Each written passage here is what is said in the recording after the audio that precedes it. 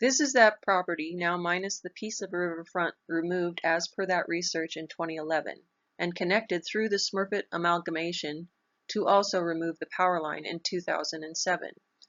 This is the absolute mess Service New Brunswick is offering as their research. The first part of this description takes pieces of the 1880s fishing privilege deeds, description, wording, and inserting newer or current PID numbers and owners' names.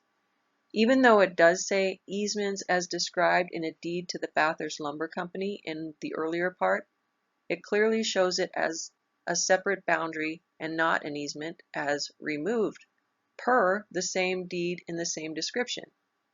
It also has a separate power line corridor PID 2080-5289.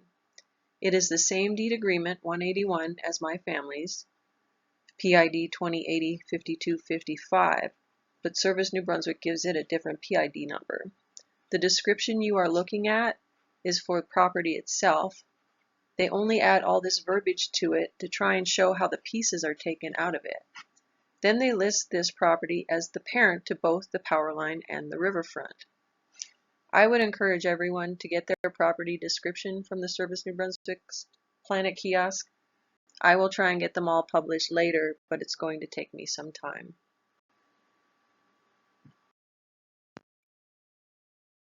Then, in the same description, they save and accept number 1, property conveyed to Ivers Adams by John E. O'Brien.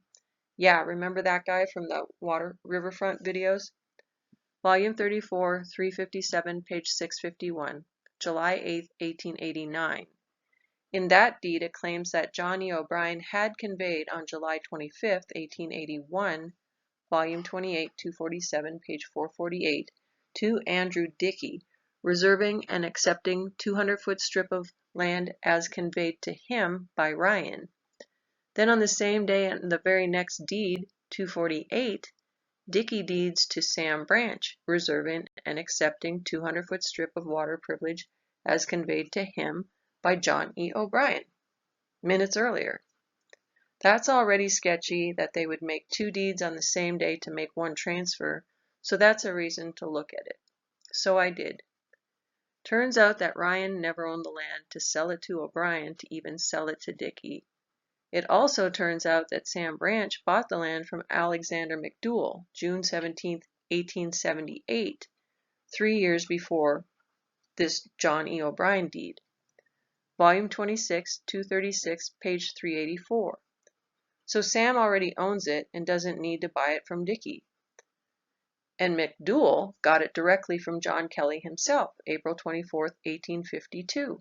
Both clear, written, registered deeds with all the proper information.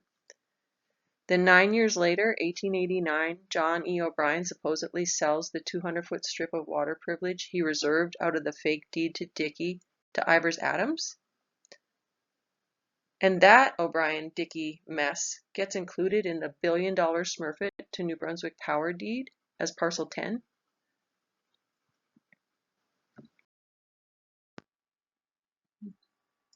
So anyway, from there, they used that amalgamation document ending in 1369 to supposedly transfer deed to all those 170 properties on June 28, 2007, document 2406-1369 to New Brunswick Power. Same date, June 28, 2007, as document 2406-1526, where they transferred our riverfronts to New Brunswick Power.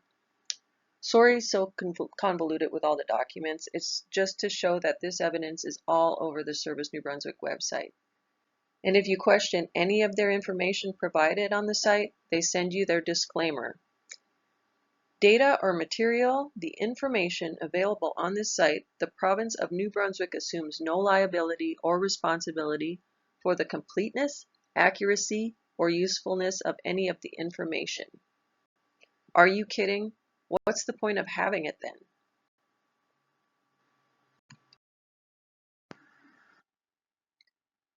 Remember the documents they used for my family's power line to make it look like there was a chain of title? They are using the exact same unconnected chain of title of our easements all the way up the river, just occasionally changing who the parent PID is. to consider them separate parcels. And they are Bathurst Lumber Company agreements, and Bathurst Lumber Company never had a power line through this part up the river.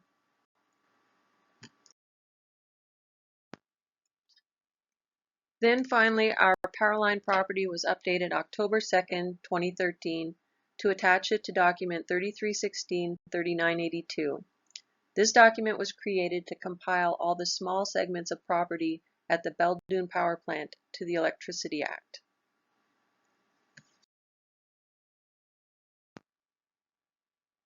Schedule A of that document 3316-3982 lists mostly the Beldoon Power Plant pieces of property, which makes sense. But they also added our riverfronts and our power line easements to it as well. The green marks on the left of the PIDs are our power lines, and the blue marks are our riverfronts, to which there is no connection to this document. It's like they think if they create long enough paper trail, it would make their ownership of our property look legitimate.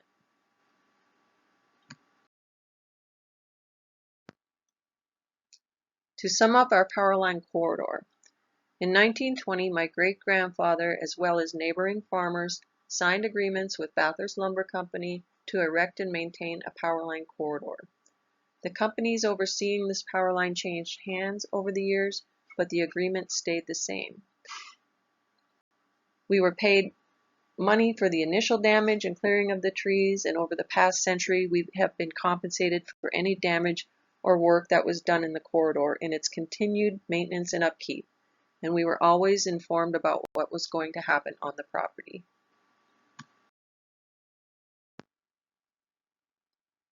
In 2008, New Brunswick Power sent notice to Dad as a stakeholder about the new path for the power lines, even though he wasn't one of the landowners affected by the new route. So our power lines would be part of the 20 kilometers that would be removed. Since our agreement is for them to come on the property to do work, service, etc. to the power lines, they were permitted to come and remove them. Now that the power lines are no longer there, they no longer have any agreement to come on our property. In the agreement, we couldn't build anything under the power lines or allow trees to grow under them while they were there, but they haven't been there for over a decade and the trees have all grown back in. Everything in the 1920 agreement is attached to the power line equipment. There is no equipment there, so there is no longer an agreement to abide to.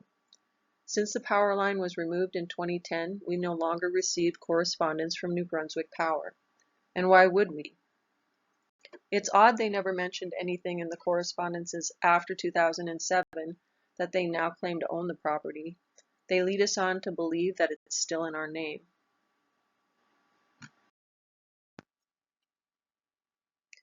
Here is the full page of the proposed timeline for taking down the power lines. They were removed in 2010-2011. This is the map New Brunswick Power provided to show the properties that would be affected by the new power line corridor. It's all property above the reserve and not affecting ours.